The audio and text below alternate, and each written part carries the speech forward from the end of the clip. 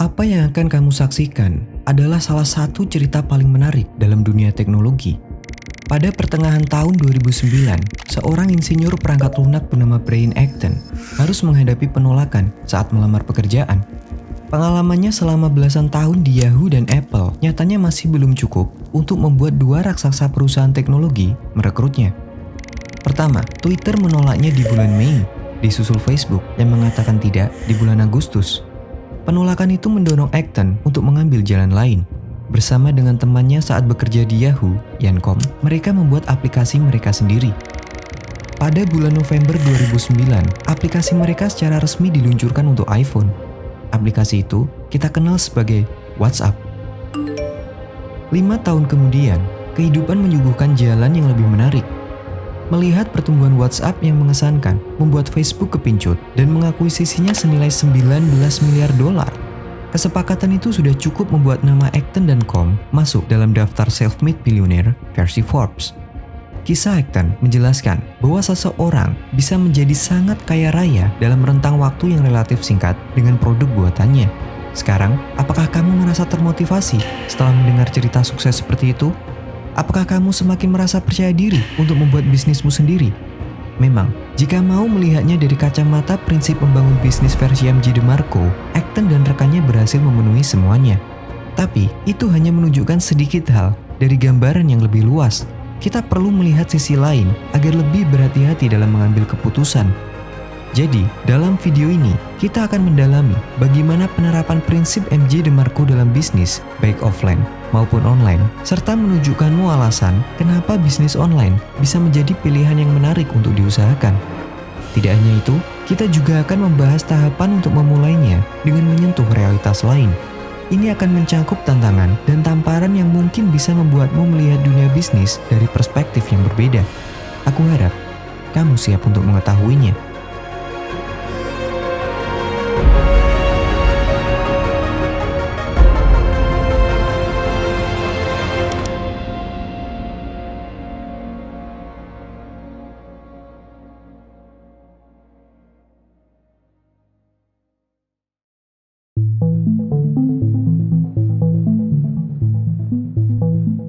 Potensi penghasilan tak terbatas dan kemampuan mencapai kebebasan finansial dengan lebih cepat melalui bisnis memang bisa membuat banyak orang tergiur.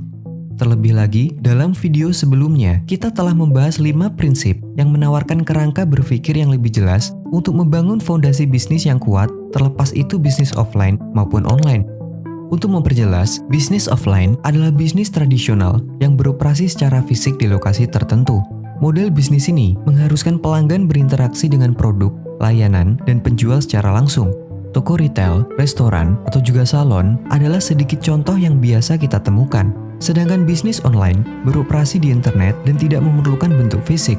Dengan memanfaatkan platform digital seperti situs web, e-commerce, atau media sosial, bisnis online dapat menjangkau pelanggan dan memfasilitasi transaksi dengan lebih mudah. Contohnya adalah menjual produk digital, sesuatu yang juga menjadi inti dari video ini. Yang menjadi catatan penting untuk kita semua adalah meskipun 5 prinsip bisnis yang sama dapat diterapkan ke dalam 2 jenis bisnis tersebut, kita akan melihat adanya perbedaan tantangan yang harus dihadapi.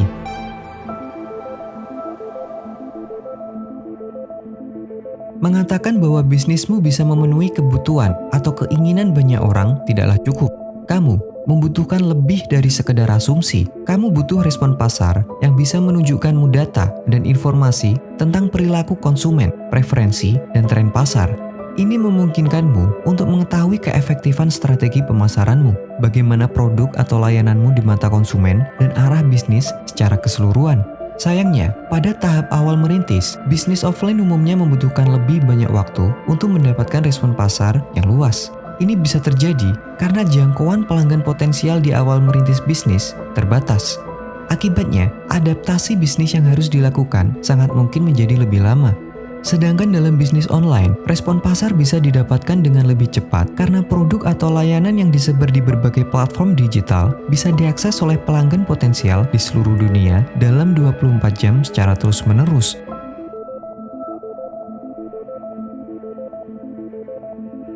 Bisnis offline menuntutmu untuk memiliki modal yang cukup agar bisa masuk ke pasar.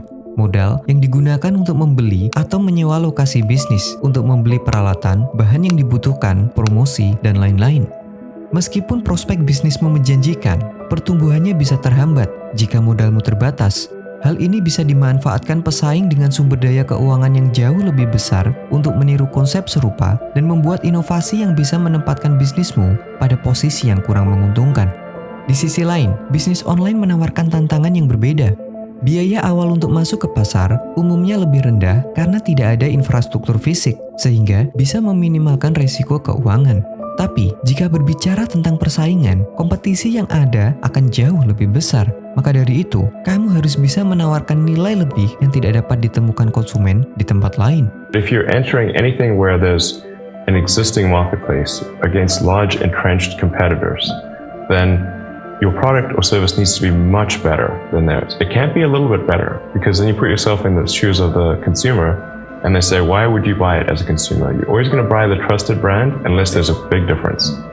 So a lot of times, entrepreneur will come up with something which is only slightly better.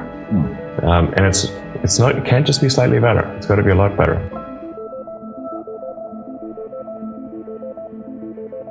Memiliki kendali atas aspek-aspek kunci sebuah bisnis memang memainkan peran penting dalam membuat keputusan yang cepat dan tepat saat dihadapkan pada perubahan pasar.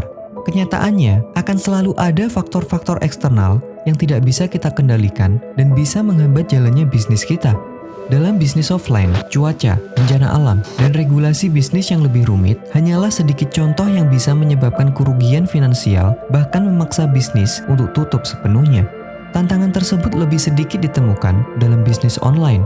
Jika kamu menjual produk digital, bisnismu tidak akan terlalu terpengaruh oleh cuaca atau bencana alam. Sedangkan untuk regulasi bisnis, itu tidak serumit yang dihadapi bisnis offline.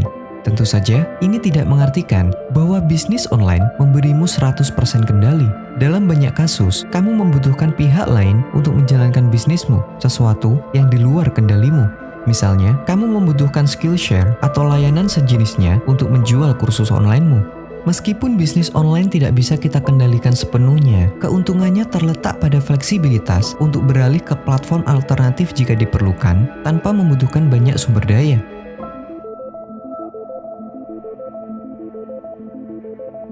Mengotomatisasi sebuah bisnis adalah tentang memisahkan waktu dan tenaga yang kita keluarkan.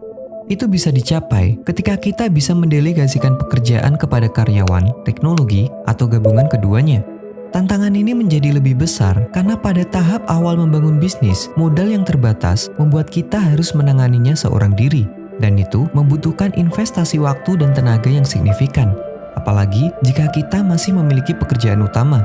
Bagaimana dengan bisnis online? Dengan adanya otomatisasi yang dibantu internet, waktu dan tenaga yang kita keluarkan relatif lebih sedikit.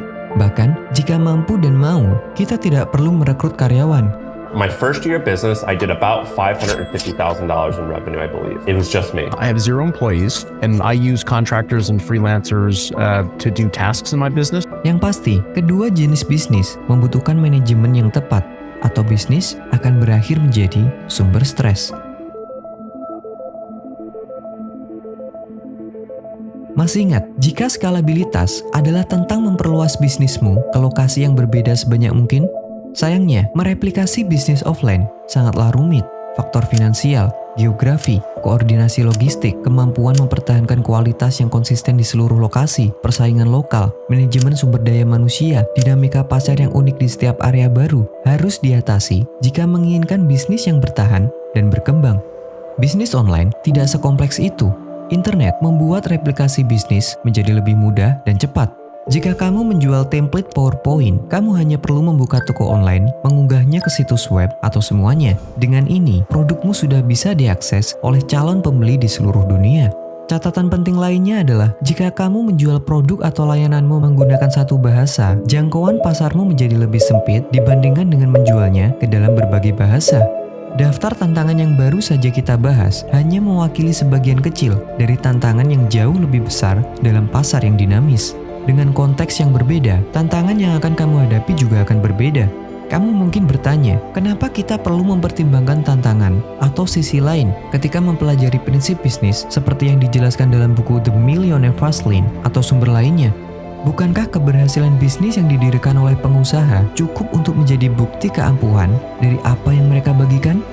Dalam batas tertentu, aku setuju bahwa pengusaha sukses dapat memberikan wawasan berharga.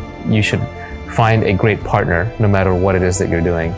And you should look for someone who is very high intelligence, very high energy, and very high integrity. Don't think about how do I get big fast. That will happen if you actually build something super meaningful and super important. Tapi jangan lupa, jika setiap perjalanan bisnis seseorang itu unik. Over the last 5 years, I've also had a failing business, and I built up quite a bit of credit card debt, $110,000. My name is Jensen, 22-year-old entrepreneur, and welcome to my $20 million home. Apa yang berhasil dilakukan oleh satu orang belum tentu menjamin tingkat kesuksesan yang sama ketika itu dilakukan oleh orang lain. Terlebih lagi, jika kamu perhatikan metode atau cara bisnis yang disajikan beberapa pengusaha sukses hanya menunjukkan janji-janji manis atau hasil positif sambil mengecilkan tantangan dan kerumitan yang terlibat. Maka dari itu, sebelum menerapkan suatu metode atau cara, ada baiknya kita menggali aspek positif dan negatifnya, faktor pendukung dan tantangannya, serta sisi baik dan buruk yang dicakupnya. Dengan mengevaluasi berbagai aspek, kita dapat memperoleh pandangan yang lebih realistis tentang rintangan dalam membangun bisnis dan mampu mengembangkan strategi untuk memitigasi resiko. Jadi, dari mana kamu harus memulainya?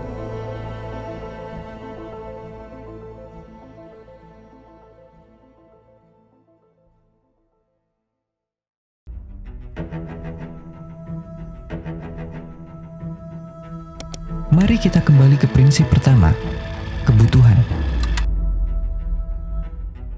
Sebelum bisnis dapat memenuhi kebutuhan orang lain, kita harus bisa menemukan masalah yang mereka hadapi, kan? My definition of an entrepreneur is someone that has an itch for a problem and that, you're annoyed enough by that problem to actually go out and seek a solution for it. I think fundamentally, if you look at the redesign, it's really important to try and understand the problem that we were trying to solve. And you'd be way better off finding anyone who has a problem that they will pay you to fix and fixing it, and then seeing if you can find more people like that. Entrepreneurs are the ones who are the problem solvers, who just don't see the problem, who just don't come up with a solution, who go out and do something about it. Because learning how to solve problems, learning how to find answers, being curious enough to find solutions on your own is where successful businesses come from. And so I think you become an entrepreneur because you're working on an important problem nobody else is working on. Tapi, bagaimana jika aku mengatakan bahwa ini jauh lebih rumit dari yang kamu pikirkan? The hard part is actually finding the problem to solve.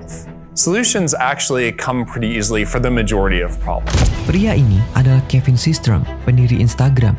Apa yang dikatakan Kevin mengingatkanku tentang dua jenis masalah yang dibahas oleh Mihaly Csikszentmihalyi.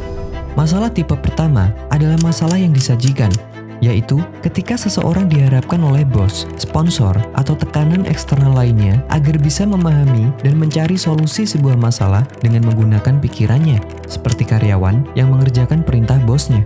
Masalah tipe kedua adalah masalah yang ditemukan, yaitu situasi di mana belum ada yang mengajukan pertanyaan karena tidak ada orang yang menyadari adanya masalah. Salah satu contoh dari masalah tipe kedua ini adalah perjalanan bisnis pengusaha Amerika, Eric Ries, yang diceritakan dalam bukunya yang berjudul The Lean Startup. Dalam membangun perusahaannya IMVU, awalnya Eric yang bertugas dalam pengembangan produk menggunakan cara-cara konvensional yang biasa diterapkan dalam sebuah bisnis. Saat semua itu tidak membawa pada perkembangan yang ditargetkan, Eric menyadari satu hal, cara konvensional justru yang menjadi masalahnya. Solusinya, dia mempelajari, menganalisa, sebelum akhirnya menciptakan metode yang dia sebut sebagai The Lean Startup. Dengan metode barunya, Eric tidak hanya membantu perusahaannya melewati masa-masa sulit dan berkembang secara finansial, dia juga diundang untuk menjadi pembicara di perusahaan-perusahaan berbagai ukuran dalam industri yang berbeda, bahkan di pemerintahan. Perjalanan Eric memberi kita pelajaran penting bahwa untuk meningkatkan potensi penghasilan, kita harus bisa menemukan masalah dan menjual solusinya agar bisa dirasakan secara luas. Sayangnya, justru itulah yang menjadi halangan terbesar bagi beberapa individu. Saat menengok sekeliling kita, beberapa orang cenderung bergulat dengan masalah yang disajikan daripada secara aktif mencari sebuah masalah baru. Untuk lebih jelas, bayangkan ada dua orang anak yang memiliki plot kehidupan bertolak belakang. Anak pertama lahir dari keluarga miskin, memiliki sedikit uang, keterbatasan mendapat pendidikan, tidak memiliki role model yang baik, dan tidak memiliki kebutuhan gizi yang cukup. Sedangkan anak kedua lahir dari keluarga kaya dan memiliki lebih dari apa yang tidak dimiliki anak pertama. Jika kedua anak itu memiliki keinginan untuk bebas secara finansial melalui bisnis, menurutmu berapa besar peluang anak pertama untuk mewujudkannya? Meskipun kemungkinan untuk terwujud itu selalu ada, sekecil apapun itu, yang jelas dia akan membutuhkan usaha yang lebih berat dibanding anak kedua kan? Bagi anak pertama, mengatasi masalah yang disajikan dengan tujuan untuk bertahan hidup jauh lebih penting daripada mencoba menyelesaikan masalah dan mengubahnya menjadi bisnis. Dia akan lebih memikirkan bagaimana cara untuk makan besok, bagaimana cara mendapatkan pekerjaan, atau bagaimana cara membayar hutang. Meskipun ini bukan aturan mutlak, kenyataan yang tidak bisa kita sangkal adalah titik awal setiap orang dalam membangun bisnis sangatlah bervariasi. Ada yang berangkat dari kondisi keuangan yang stabil, lingkungan mendukung, atau latar belakang pendidikan yang dibutuhkan. Namun, ada juga yang berangkat dari melunasi hutang, merantau ke kota yang lebih besar, atau bekerja untuk orang lain dalam waktu yang lama.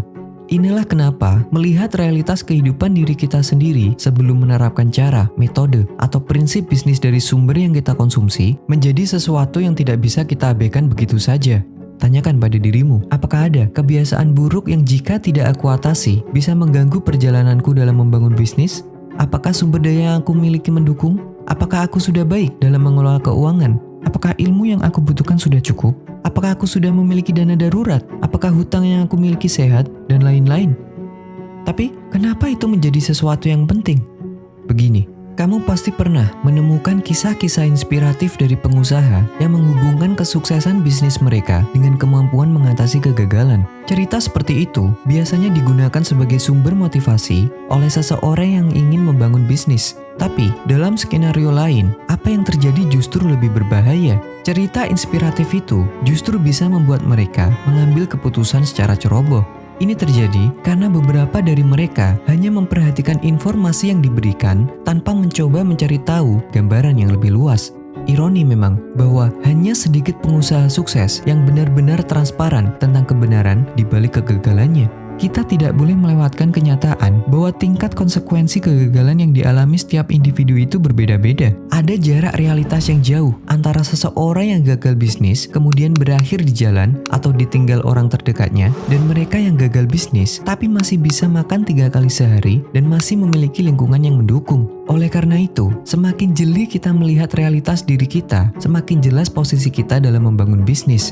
Ini adalah salah satu usaha kita untuk dekat dengan keputusan yang benar-benar dibutuhkan. Aku tidak mengatakan bahwa kita tidak bisa memulai bisnis tanpa memiliki keadaan keuangan yang stabil atau lingkungan yang mendukung.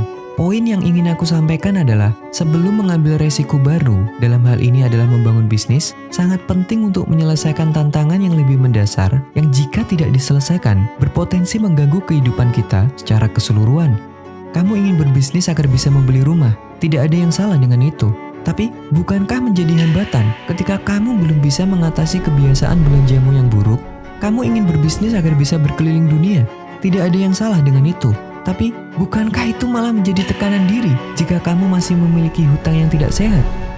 Dengan menyelesaikan tantangan yang lebih mendasar, seperti 2 contoh tadi, kita sedang membangun perasaan aman yang lebih kuat. Dengan rasa aman, kita telah meminimalisir distraksi yang bisa mengganggu fokus dalam membangun bisnis.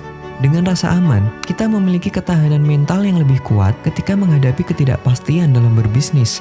Dengan rasa aman, masalah yang disajikan bisa diubah menjadi peluang untuk membangun bisnis. Jadi, jika kamu bertanya, dari mana kamu harus memulai membangun bisnis? Jawabanku adalah, kamu harus bisa merasa aman atau setidaknya cukup merasa aman terlebih dahulu. Langkah demi langkah.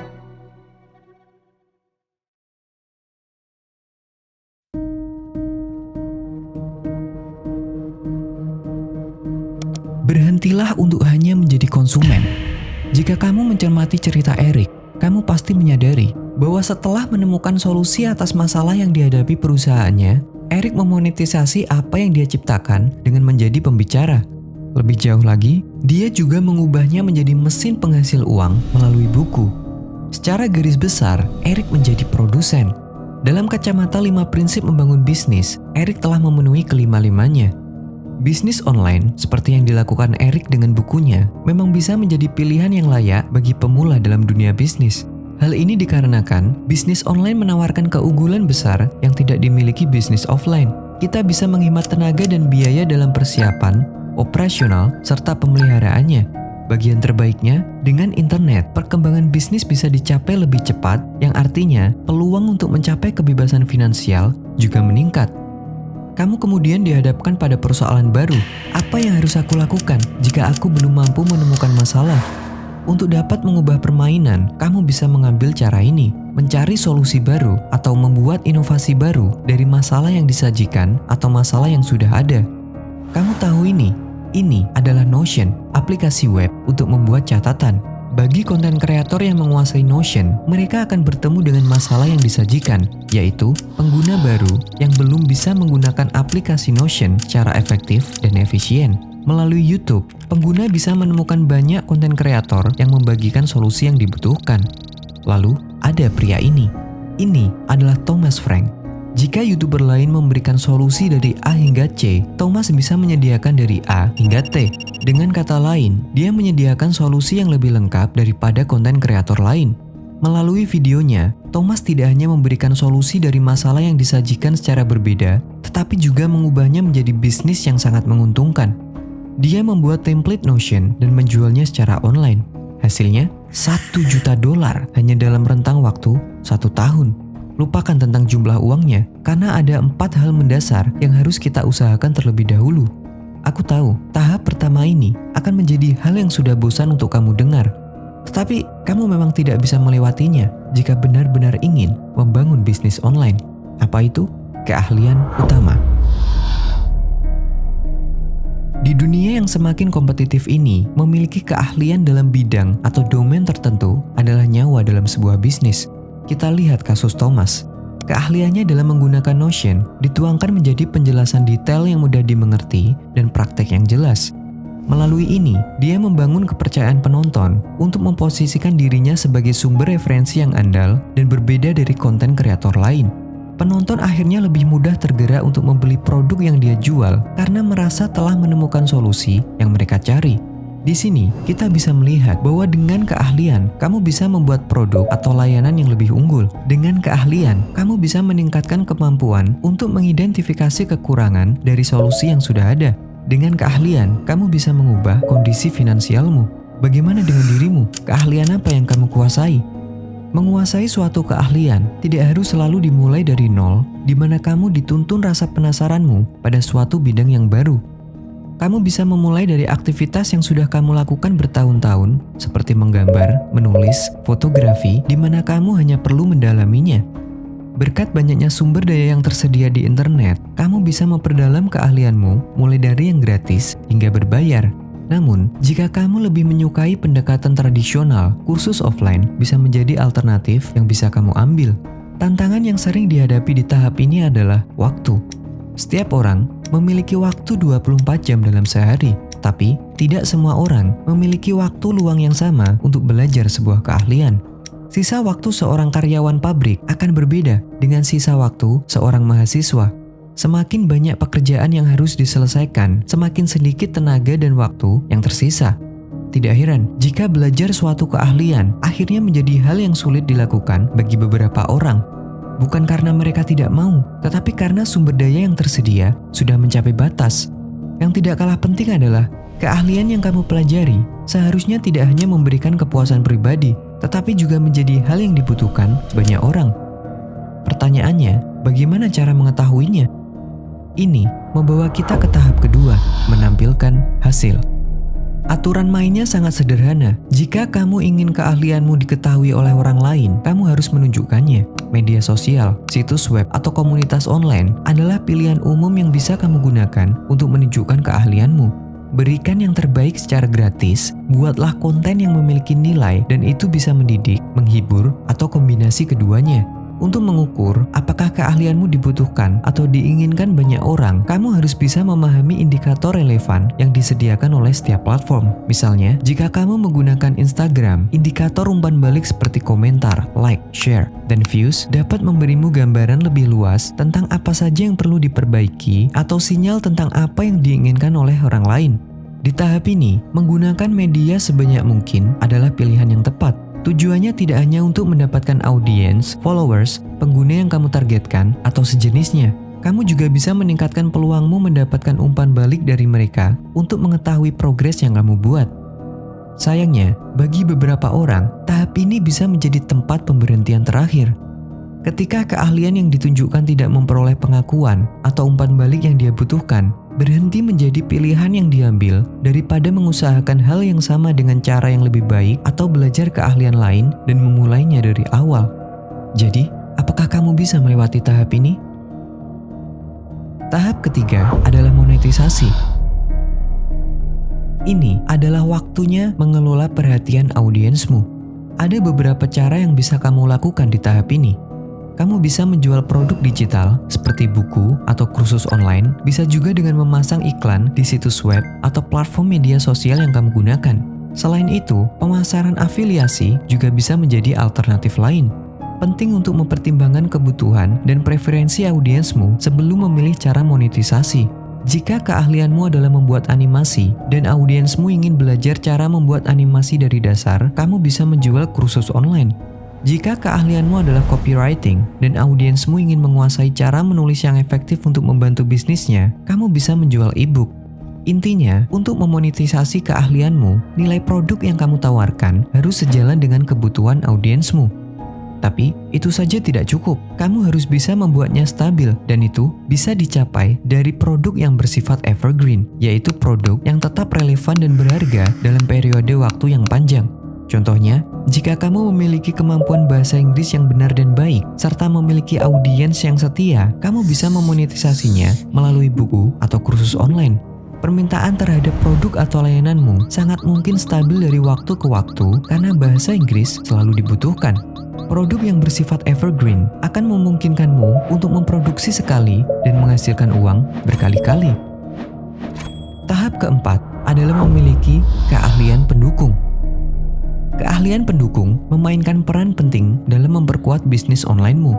Katakanlah keahlian utamamu adalah desain grafis dan memilih untuk memonetisasinya.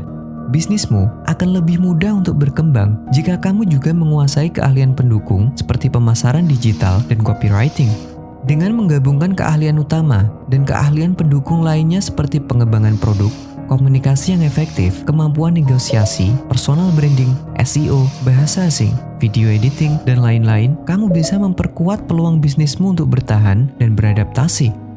Untuk permulaan, kita tidak perlu menguasai keahlian pendukung secara mendalam karena memiliki pemahaman mendasar saja sudah cukup untuk membawa bisnis kita ke kondisi yang berbeda. Ketika 4 tahap tadi bisa bekerja secara bersamaan, jalan kebebasan finansial juga semakin jelas terlihat. Bukankah itu sesuatu yang ingin kamu dengar? Tapi bagaimana dengan sisi lainnya?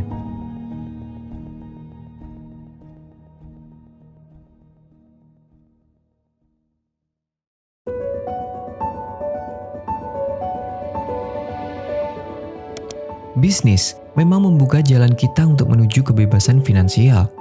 Namun, setelah melihat beberapa aspek yang kita bahas sejauh ini, kita perlu mengakui bahwa apapun cara yang kita coba, seberapa besar usaha yang kita gunakan dalam membangun bisnis tidak memberi jaminan mutlak untuk mencapai tujuan finansial yang kita inginkan. Kehidupan selalu memiliki kejutan yang bisa mengganggu rencana terbaik kita sekalipun. Perubahan pasar, fluktuasi ekonomi, masalah internal, dan hal-hal di luar antisipasi kita bisa terjadi kapan saja. 5 prinsip membangun bisnis, 4 tahap membangun bisnis online, atau cara-cara lain yang kita pelajari melalui seminar, buku, video, dan lain sebagainya, sebenarnya hanyalah alat untuk meminimalkan risiko, bukan menghilangkan sepenuhnya. Singkatnya, apa yang kita lakukan hanyalah meningkatkan kemungkinan untuk mencapai kebebasan finansial. Dan dalam prosesnya, setiap solusi yang kita temukan akan menghadirkan masalah baru yang harus diselesaikan. Beberapa orang bisa melewatinya dan sampai di tujuan dengan selamat. Sementara beberapa orang lain yang memiliki sumber daya terbatas harus menghadapi jalan yang lebih panjang dan rumit untuk mencapai tujuan serupa. Bagaimana cara membuat rencana bisnis yang solid? Apa cara terbaik untuk mendapatkan pendanaan bisnis? Apa yang harus aku fokuskan untuk menjangkau audiens target? Cara memasarkan produk dengan lebih efektif menggunakan kesalahan umum yang dilakukan pengusaha saat memulai bisnis? Strategi penetapan harga yang tepat untuk produk atau layananku? Jika pada akhirnya tidak ada metode yang menjamin keberhasilan bisnis atau kebebasan finansial, kenapa kita mengusahakannya? Lalu, dalam kondisi apa mengusahakan kebebasan finansial menjadi bullshit game?